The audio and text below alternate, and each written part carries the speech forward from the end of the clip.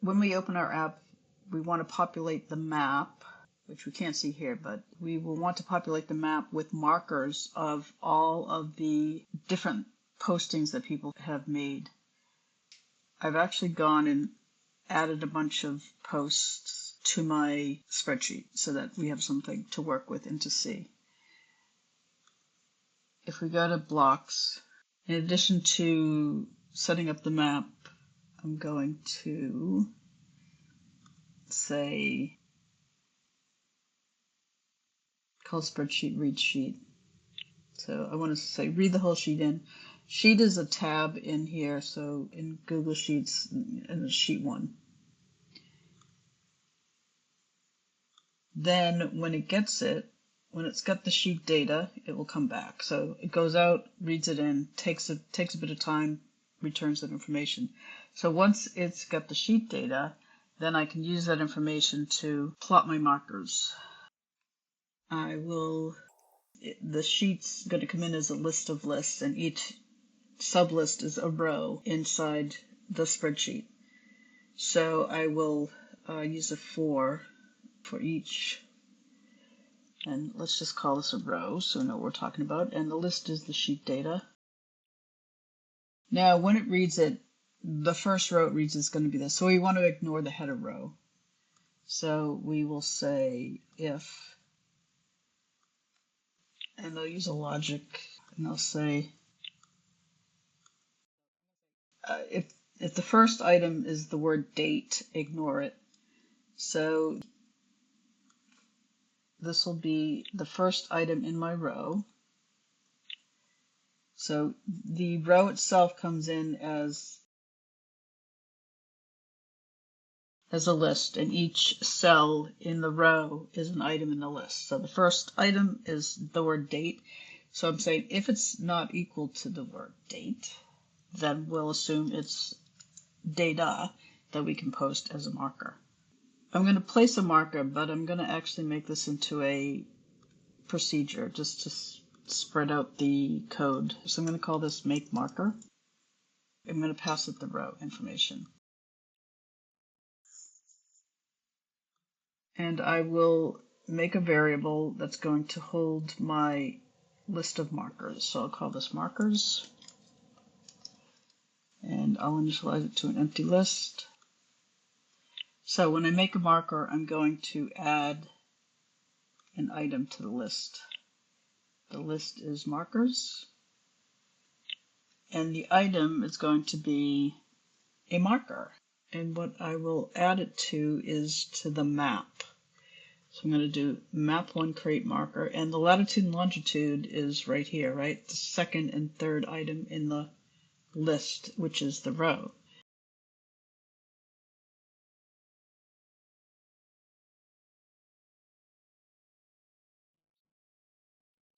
So this will be 2, and I'll duplicate that, and this will be 3. So that's my latitude and longitude.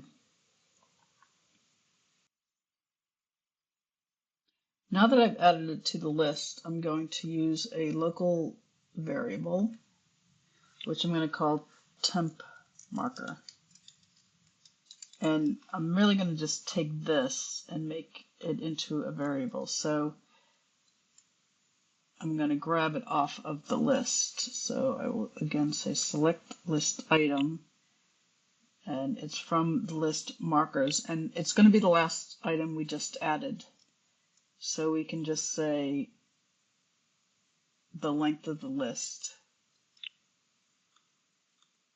So that if the index is the length of the list, it's the last item in the list. So we're going to take that and now put it into a temporary variable. Now I'm going to go down to any marker, and I'm going to say set the marker title of the component, and it's going to be temp marker, and I'm going to set it to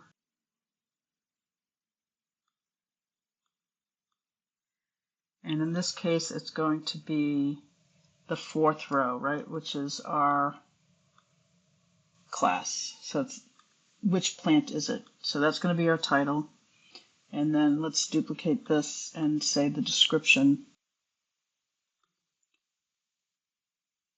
And we want to say when it was found, so let's do a join.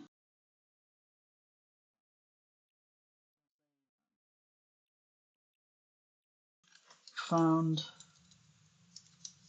on, and the date is the first item, right?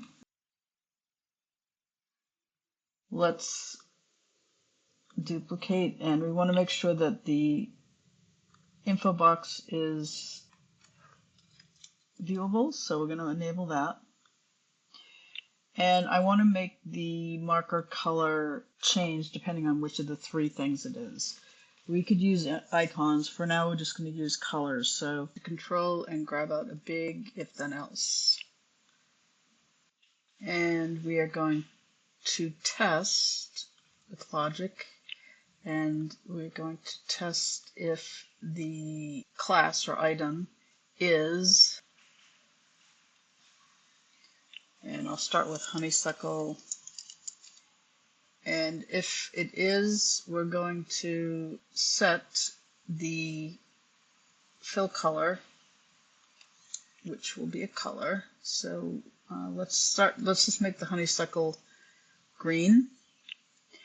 We'll duplicate this, and we'll duplicate this. And this one we're going to now test for bittersweet. And this one, bittersweet, I find to be orange at times, so let's pick an orange color.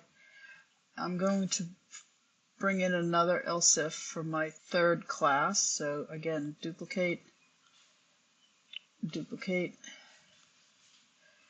And this will now say rose. And rose, I'm just going to choose like a yellow because of those nice yellow flowers, white and yellow flowers.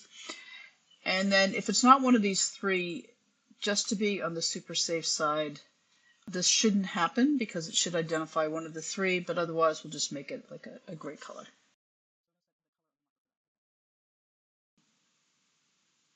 That means then we have to call make marker for the row.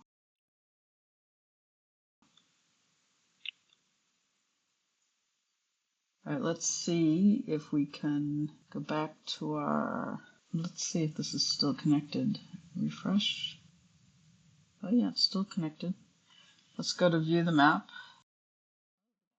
So we've got our markers to all up here. Now, if I click on a marker, so I'm going to click on this one over here, it'll say rows found on 612. So these are a little bit hard to. I've got that, which is the name of the town. So that's my polygon that I'm clicking on. So it's a little difficult with clicking on a marker versus a, I might change this to, let's see if there's an option to show.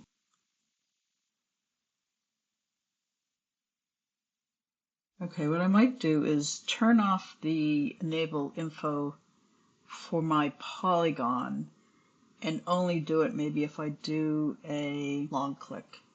Let's try that, because otherwise it's getting too confusing. So let's go back here to, actually I've done it in code. So let's set all these to false.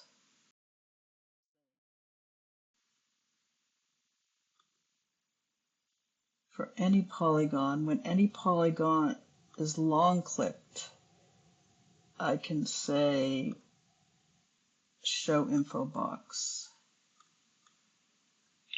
of the component. So let me refresh my screen again. So if I view my map and if I zoom in a bit, so now if I click, nothing's happening on a polygon, but if I long click, now I get it. So this should help with the marker and polygon interference. So if I click on a marker, I'll get the info on that marker. Okay, and then if I long click, I get my polygon, which currently is just the name of the town.